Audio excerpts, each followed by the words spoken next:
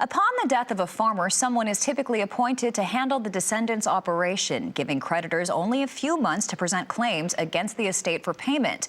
But does that time frame apply to the IRS? Joining us now with the answer is Roger McEowen with the Washburn University School of Law. Thanks so much for joining us, Roger.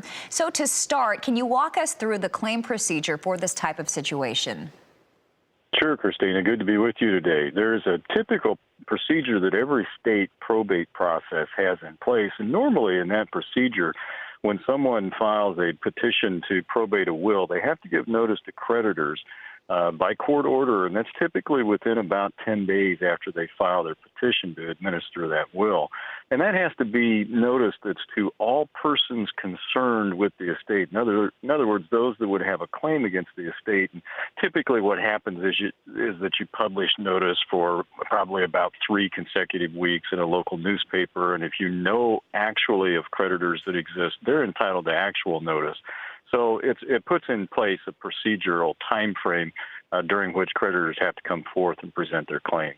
Okay, so let's review that time frame one more time for filing claims. And does that same timeline on presenting claims actually apply to the IRS? Yeah, in many states, and again, this is a state-by-state procedure, but in many states, it's about a 4-month time frame from the time that the first notice is published to creditors.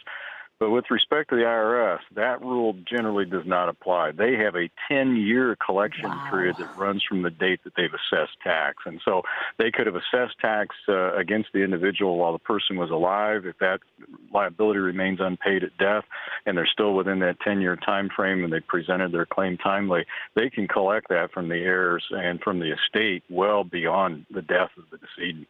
Wow, 10 years. That's a long stretch of time. Do you have any examples to share with us?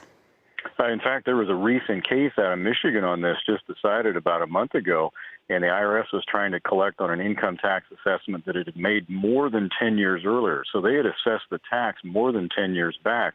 And it was about $150,000 of tax. The tax didn't get paid before the individual died in late 2006 and early 2007. His estate gets probated, and of course the notice goes out to creditors, and they publish that notice. There was that 4-month deadline to present claims, but he didn't mail the notice to the IRS, even though he knew of that unpaid tax liability. So in 2009, the IRS filed a proof of claim in that probate proceeding wanting to get paid.